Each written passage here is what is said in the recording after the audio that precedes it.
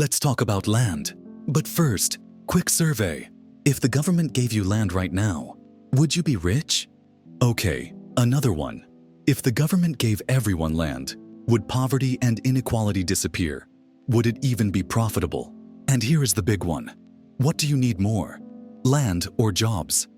Aha, easy to say, but let's unpack this. Because land reform and expropriation without compensation are hot topics. Some say it's justice, others say it's economic suicide.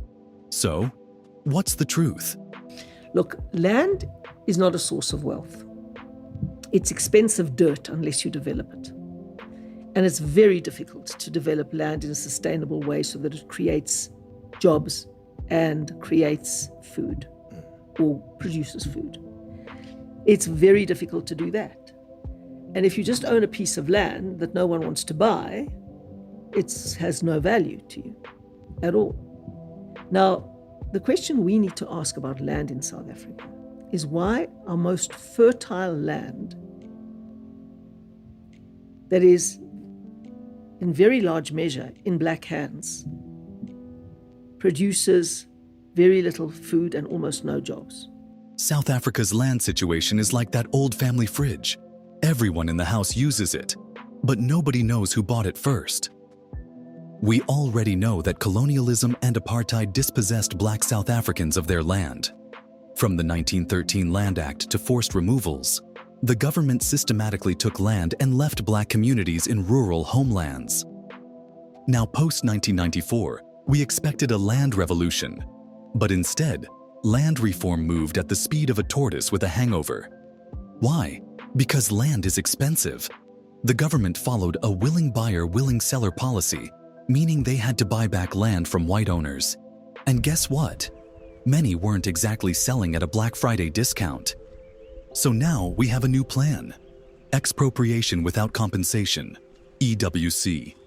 Basically, the government takes land from private owners without paying. Sounds bold, right? But will it work? The argument for EWC is simple. Land was stolen, so why should we pay to get it back?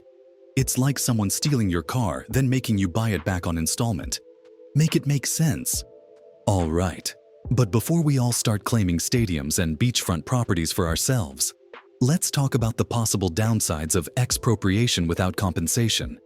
Because, as much as it sounds like a Robin Hood movie, taking from the rich and giving to the poor, it's a bit more complicated. 1. Investor panic.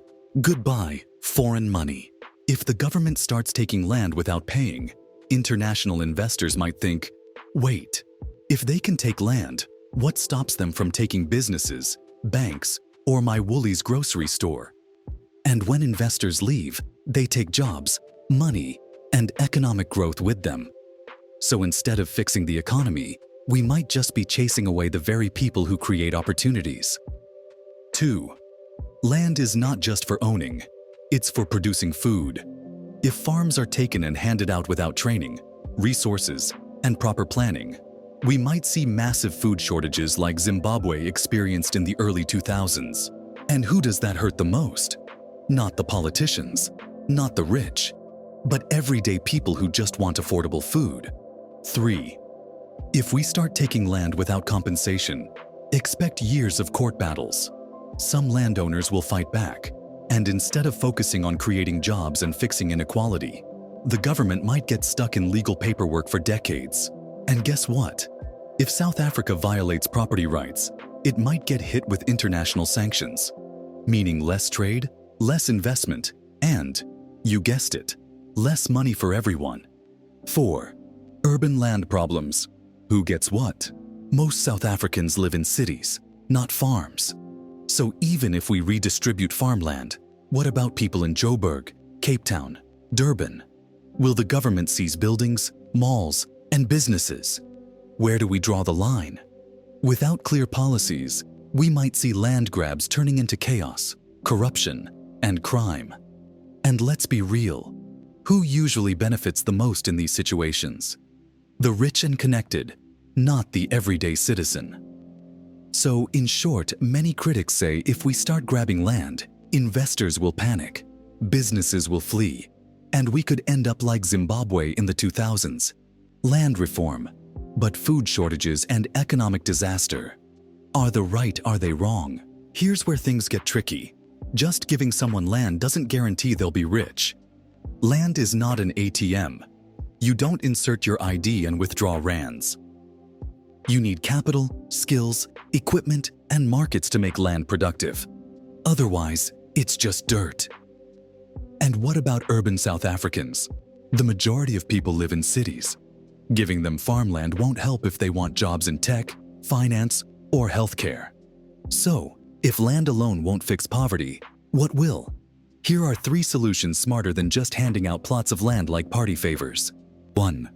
Land redistribution need to come with support. Don't just give land, give resources.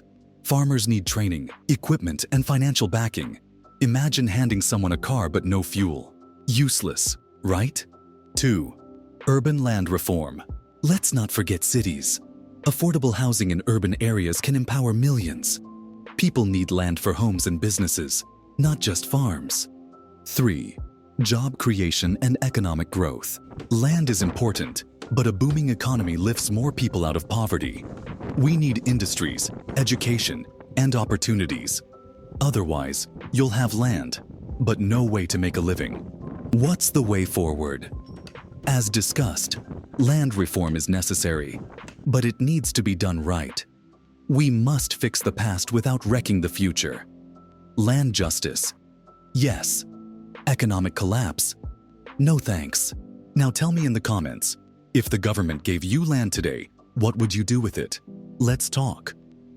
While EWC sounds good in theory, in practice, it can lead to economic disaster, food shortages, legal chaos, and corruption. But that doesn't mean land reform is impossible. It just needs to be done strategically and fairly. Do you think expropriation without compensation is the right solution? Or should we find another way? Let's discuss.